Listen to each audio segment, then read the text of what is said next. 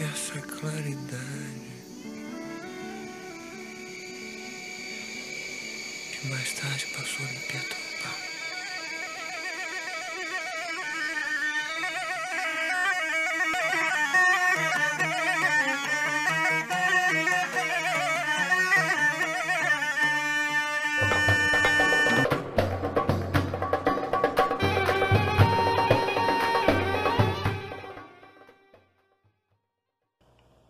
Que cena de filme, hein? Dá vontade de continuar assistindo. Então, para quem não me conhece, eu sou o professor Tiago Falcão e é um prazer estar com vocês aqui novamente. Hoje, para a gente conversar a respeito de um livro e de um sentimento que eu acho que muita gente na população brasileira e mundial sente. Quem nunca sentiu vontade de questionar aquilo que a sociedade estabeleceu e disse que nós deveríamos ser, ou aquilo que a família nos impôs para que a gente fosse, crescesse, continuasse e realizasse os sonhos dos nossos pais? Quem nunca se sentiu pressionado por isso? Então hoje a gente vai conversar a respeito desse sentimento, refletindo a respeito de um livro de um autor contemporâneo chamado Raduan Assar, seu livro Lavoura Arcaica. As cenas que a gente começou a assistir são do filme que foi produzido em 2001 e que a gente viu que estrelou Selton Mello e Raul Cortez. É um filme também excelente, baseado nessa obra, e a gente vai ver mais um pouco dessas cenas enquanto a gente vai discutindo as questões da obra literária. Então vamos saber um pouco mais do Raduan Assar. Raduan Assar é um escritor que nasceu na cidade de Pindorama, interior de São Paulo. Ele é filho de família libanesa, estudou filosofia e direito pela USP.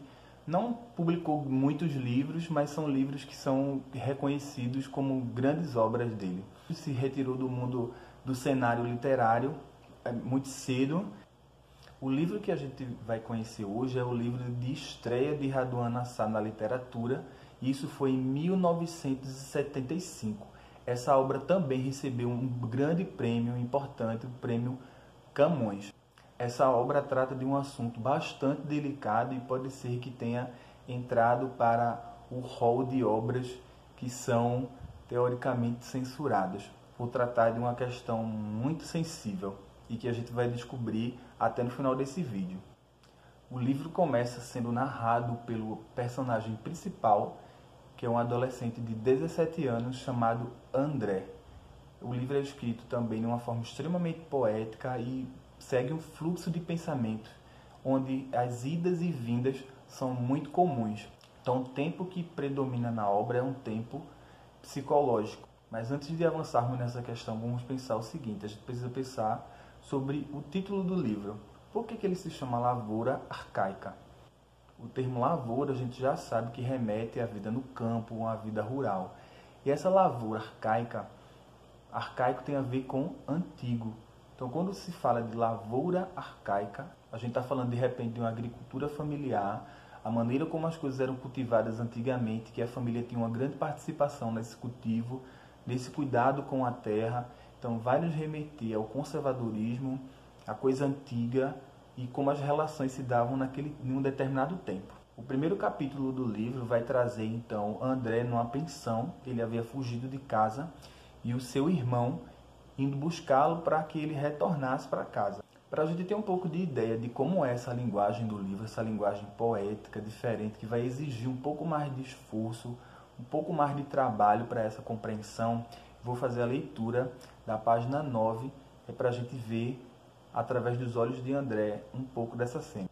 Ele diz o seguinte: os olhos azuis no teto, a nudez dentro do quarto, róseo, azul ou violáceo. O quarto é inviolável, o quarto é individual, é um mundo, quarto catedral, onde nos intervalos da angústia se colhe de um áspero caule na palma da mão a rosa branca do desespero. Pois entre os objetos que o quarto consagra estão primeiros objetos do corpo. Depois a gente percebeu um pouco dessa linguagem, essa linguagem poética que o livro traz, vai exigir essa postura de um leitor intermediário a avançado. A gente também precisa compreender que esse livro ele conversa muito, faz referência muito a textos da Bíblia. Então, essa questão da religiosidade, ela vai percorrer toda a obra Inclusive, nessa primeira cena, a gente já tem uma referência da parábola do filho pródigo, em que um filho sai de casa e por várias razões ele precisa retornar. Então, André, o nosso personagem principal que está nessa pensão, vai ser buscado pelo irmão, e isso tudo faz parte de um contexto da parábola do filho pródigo. O interessante é que no capítulo 6 do livro, ele faz a seguinte referência: estamos sempre voltando para casa. E com certeza isso tem relação com a nossa vida adulta, que a gente está sempre retomando essa história da casa, os nossos valores, os nossos costumes, a maneira como a gente foi ensinado a tocar a nossa vida.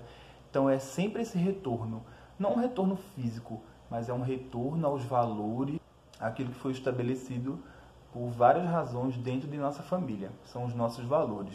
Então a gente está sempre retornando à casa, está sempre retornando a esses valores que foram repassados. E aí, a essa altura, a gente se questiona por que André saiu de casa e estava numa pensão, por que ele precisou fugir de casa. E aí vem uma outra importante figura na trama, que é o pai de André. Ele concentra em si todas as características do rigor, do conservadorismo, da força patriarcal daquela comunidade rural, daquela lavoura em que eles viviam, daquela realidade do campo. Então o pai concentra todas essas forças sociais e que até hoje fazem parte da organização da nossa sociedade.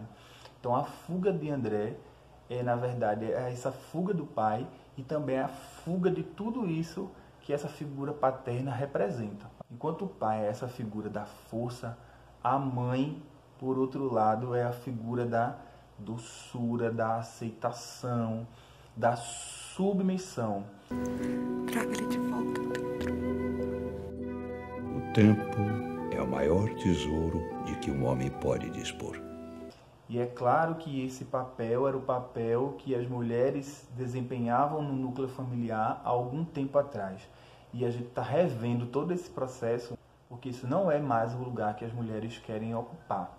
Então aí a gente tem um pouco da noção de como é que se organiza essa lavoura antiga. As figuras paterna, materna e do filho. Então a gente vai ver agora uma cena em que a família está toda reunida para a gente ter um pouco de noção do que era essa figura do pai dentro desse núcleo familiar. É uma das cenas mais icônicas, tanto no filme quanto no livro. Onde estiver há de estar o irmão também. É bastante impactante como tem um peso essa figura no meio familiar. É claro que nem tudo que se reflete a respeito da família são questões negativas, nem a gente está fazendo julgamento de valor nesse momento. A gente está descrevendo como é a vida daqueles personagens. Mas o autor chama muita atenção para uma das qualidades necessárias para se viver numa família de maneira harmônica. Essa característica é a paciência. E ele diz o seguinte: a paciência deve ser a primeira lei desta casa, a viga austera que faz o suporte de todas as adversidades, o suporte das nossas esperas. O amor na família é a suprema forma de paciência. E é aí então que chegamos ao ponto central dessa trama. Lembra que eu havia falado para você logo no começo do vídeo que esse livro tratava de uma questão extremamente delicada e difícil para ser colocada muitas vezes na sociedade? Então a gente vai saber agora. André, ele desenvolve um amor sensual pela irmã, e isso faz com que, além da figura paterna ser extremamente rigorosa e ele desejar sair de casa, ele também, por questão desse amor sensual desenvolvido pela irmã, ele decide sair para fugir do que ele julga ser uma tentação. Então André é essa figura, esse personagem que vem quebrar com as tradições familiares, com o que a lei estabelece, com o que a família estabelece, com o que a religião estabelece. Então ele não aceita essas imposições e essas regras que foram organizadas por essa sociedade, e ele quer infringir todas essas regras porque ele também não as compreende. É um livro que a gente entende que fala de valores, de família, de autoconhecimento, do conhecimento dos outros, da postura da visão da mulher, da postura e da visão do homem nesse núcleo familiar. E justamente por isso é um livro que assume a sua complexidade. É um livro escrito de maneira poética, sem muitos pontos, sem muitas vírgulas, que é exatamente para nos conduzir a um fluxo psicológico. A gente tem a sensação de que está sendo conduzido por essa escrita de André através de seus pensamentos, com algumas indas e vindas, como é, na verdade, o nosso psicológico. E acreditem, o final do livro é surpreendente.